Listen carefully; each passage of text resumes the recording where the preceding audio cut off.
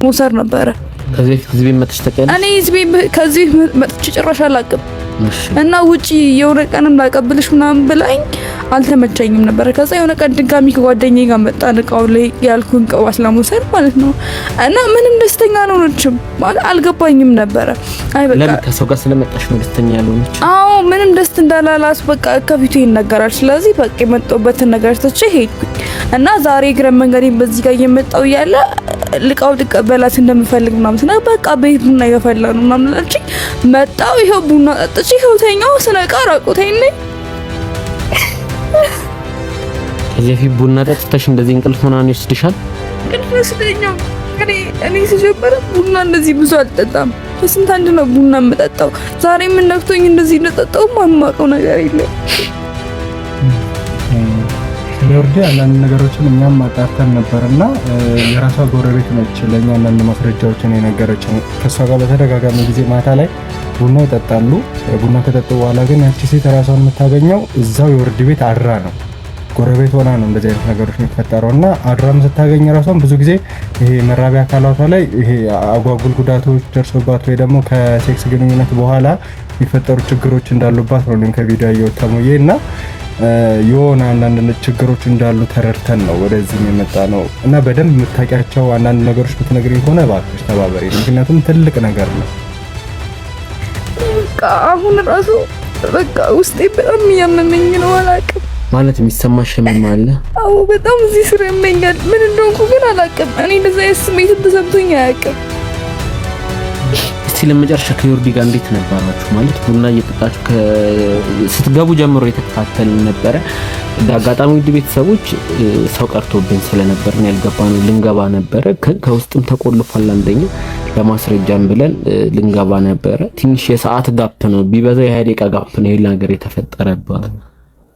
ስትገቢ መንገድ ላይ ተናችሁ ነበር። በመሃል ጠፍታችሁብን ነው። አሁን አብረን ገባን ቤቷ ምናምን እንደምታየው በጣም ትንሽ ጠባብ ናት ምናምን። ከዛ ቡና የደረሳል ጠጥተሽ ትይዣለሽ፣ ከዛ በዛው ሙቃውን ሰጥሻለሁ አለችኝ።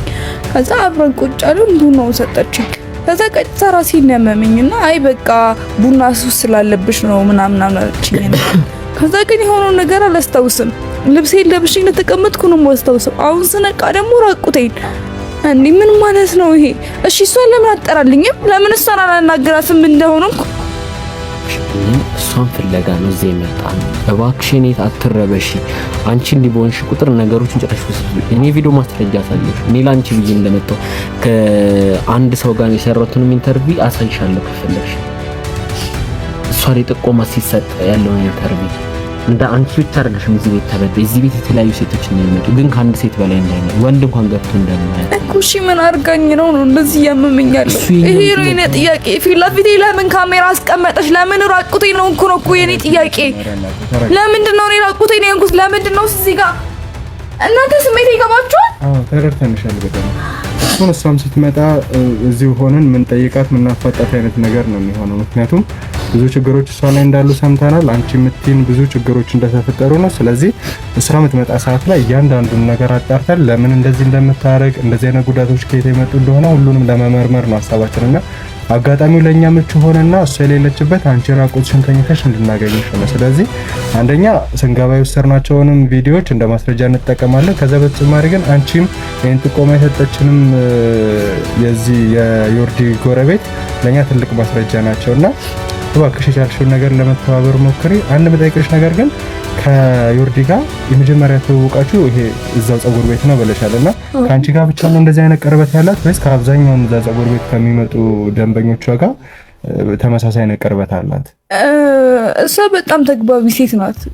ግን ደግሞ ሰው ትመርጣለች ስትግባባ። ያው ከሁሉም ሰው ጋር ትግባባለህ ማለት አይደለምና ከሁሉም ሰው ጋር ትግባባለሽ፣ ግን የምትግባባቸውን ሰዎች ግን ትመርጣለህ።